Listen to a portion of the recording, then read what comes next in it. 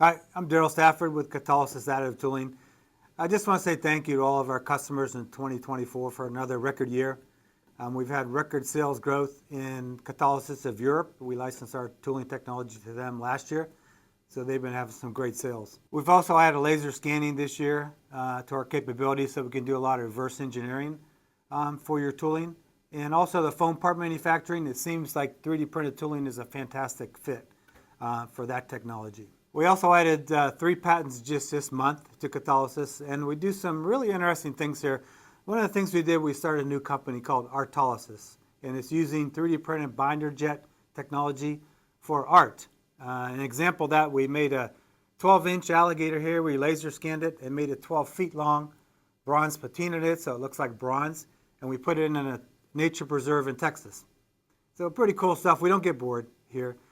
So I just want to say Merry Christmas and Happy New Year to everybody, and see you next year.